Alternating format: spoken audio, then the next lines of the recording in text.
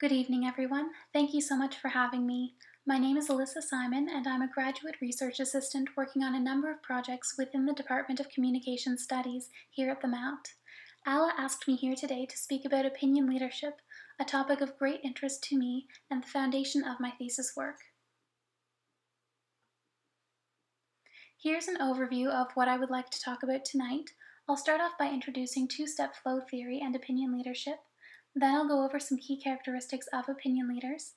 From there, we'll look at some of the tensions between opinion leaders and traditional news media, what opinion leadership looks like online, and finally, some of the ways the study of opinion leadership can affect organizations and ourselves as communicators. I'm sorry I can't be with you to have any of these discussions in person, but if you would like to follow up after class, I have provided my contact information on the final slide. For those of you familiar with the fundamental communication models, you may recognize Katz's two-step flow model as the first to talk about the notion of opinion leaders and their impact on how a message moves from sender to receiver. Katz defines two-step flow of communication as a hypothesis and a process by which influences stemming from mass media reach opinion leaders first, who then pass what information they learn or interpret to their peers. The hypothesis holds that people are more likely to be influenced by interpersonal interactions than by one-way communication from mass media.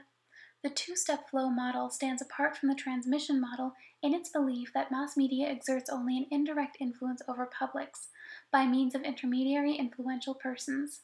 Both models adopt a top-down perspective of communication, and distortions to the message are also permitted, as these influencers interpret information presented by mass media and pass it along through discourse to peers and members of their communities. Messages gain influence when transmitted from these influential people to the publics. The intermediaries become not only important to the publics, but to the originators of the mass media content as well.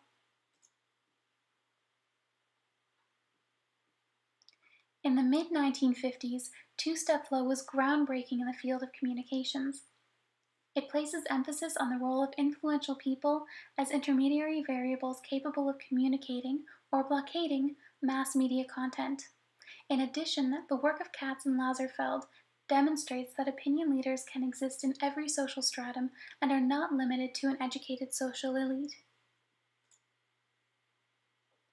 Persons classified as opinion leaders tend to be more engaged individuals with more exposure to mass media and can be found at almost every level of society, much like those they influence.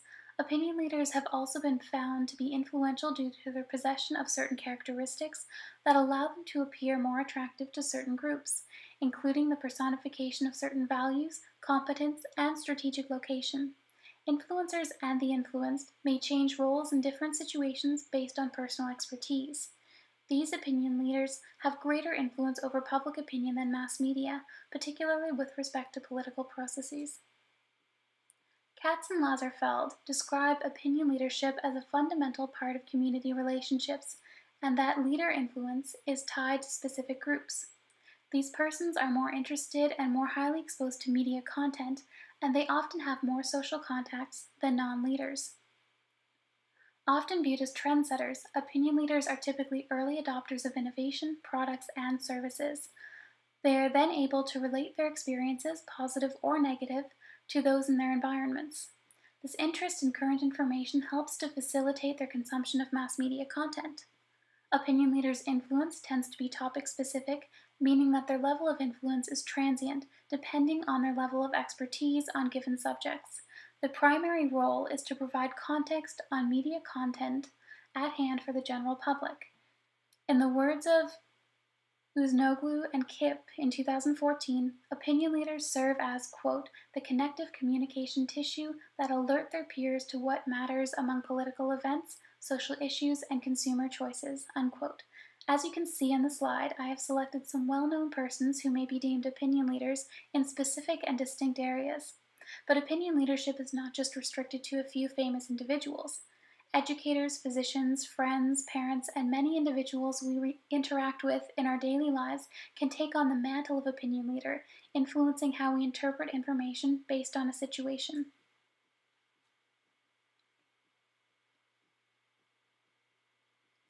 Two-step flow is not suggesting that publics do not engage with mass media. Rather, that traditional media content does little to motivate consumers to act in a way that they had not intended to act. The publics may consume mass media, however, they make sense of the media content through interpersonal connections.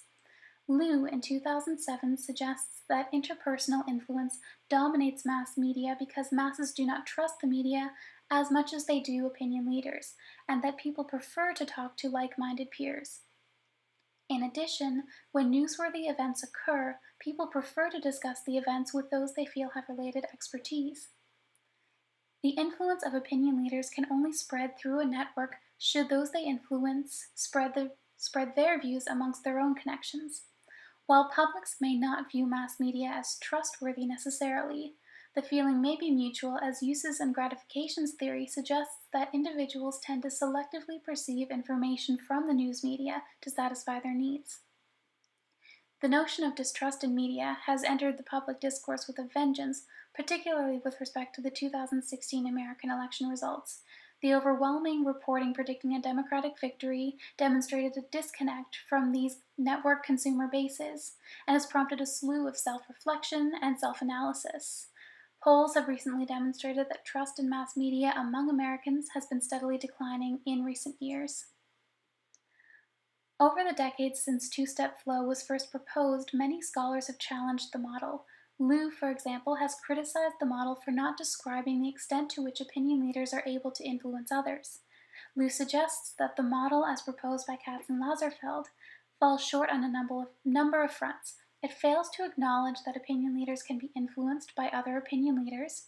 It questionably assumes that people are willing to trust all opinion leaders and distrust all mass media. It neglects that some opinion leaders can be passive information receivers, and it fails to clearly distinguish opinion leaders from ordinary citizens. Many theorists hold, however, that despite its critiques, the model is correct in its assumption that certain people can be considered opinion leaders and are likely to pass information and influence to more passive individuals.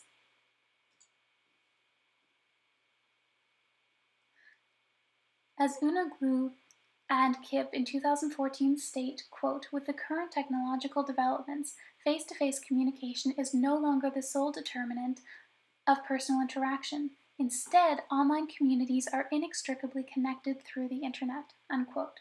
Thus, distance and time cease to matter as constraints on an opinion leader's influence. As long as a number of people belong to an online or virtual community, they may be influenced by that same individual. Increasingly, popular online bloggers and microbloggers are considered to be opinion leaders as they demonstrate characteristics of such individuals as described by Katz and Lazarsfeld. In addition, a minority of online influencers are responsible for a majority of information collection and distribution, rather than mass media being the central source of information. For example, a 2011 study found that 20,000 Twitter accounts, that's 0.05% of the total users at that time, were found to attract nearly 50% of all attention on Twitter, and that mass media communications constituted merely 15% of correspondence on Twitter. These influential individuals are incredibly important to online communication flow, and rather than engage in face-to-face discourse with peers, they are able to distribute contextualized content through a wide network of connections. They retain defining characteristics of opinion leaders, including interest and openness to mass media content and perceived expertise. This is apparent through increased online engagement. Online communication platforms facilitate public access to opinion leaders and draw together large social communities centered around shared interests. This seems but a natural evolution of the historic role of opinion leaders as put forward in the mid-20th century. Opinion leaders today still filter and convey messages from mass media sources and engage in discussions which affect public opinion. As in Katz and Lazarsfeld's conception, opinion leaders continue to function as nodes connecting mass media and interpersonal networks. Websites and social networking sites are increasingly conversational environments, which further supports the notion that people are influenced through interpersonal communication.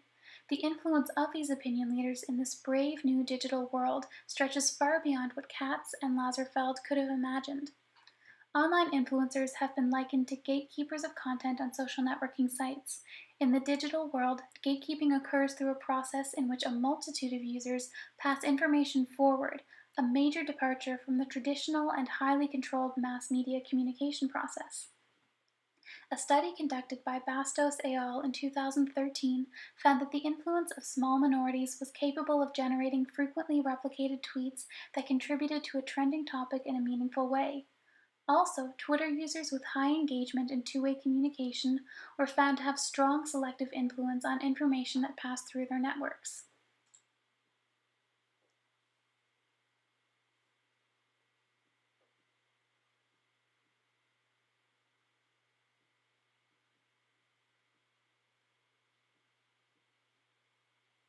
Even though the concept of opinion leadership dates back decades, it is actively being studied today, particularly in online capacities.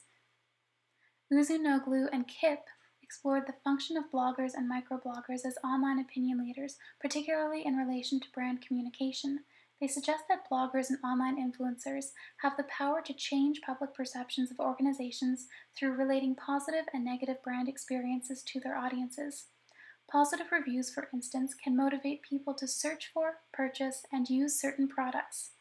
Organizations are tapping into this influence by sponsoring blogs or developing relationships with certain bloggers in order to generate interest, drive action, create goodwill, establish expertise, and create dialogue with their online stakeholders. This approach is preferable to traditional mass media, as it is considered by audiences to be more trustworthy. Researchers have also explored the potential for online opinion leaders to engage in word-of-mouth marketing, a process by which a communicator takes on the role of a trusted community member and performs services for a company or marketers. As opinion leaders are often viewed by publics as information savvy, publics are often willing to adopt products being promoted by those leaders. And in the final example I'll give, Fakhari and Valeriani in 2015 investigated two distinct ways political communication can occur using Twitter, the first being through direct communication to followers, and the second being through indirect communication, depending on followers reposting messages to their own networks. The use of indirect communication allows candidates to reach a secondary and potentially more diverse audience, and it is likened to a revised two-step flow theory of communication. Twitter is an arena in which various types of personal influence and opinion leadership develop, and influence on social media is not evenly distributed. Their findings reveal that small minorities following political candidates produced the vast majority of tweets and gathered more followers. These minorities included celebrities and highly visible individuals and organizations. Thus, it is the engagement of followers, rather than the number of followers, that corresponds with electoral support. Given the changes that have taken place since the two-step flow model was postulated, it would make sense that the model would need to undergo a series of revisions to conform with today's media environment. Firstly, it has been suggested that all geological constraints on the communities within an opinion leader's sphere of influence be omitted. The world today is ever shrinking, and shared interests are far more unifying in the online world than regional identity.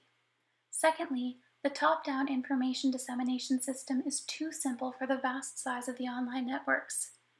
Uzunoglu and Kip in 2014 argue that there can be tiers of opinion leaders influencing opinion leaders, forming a multi-step flow of communication with the same fundamental principles as two-step flow theory.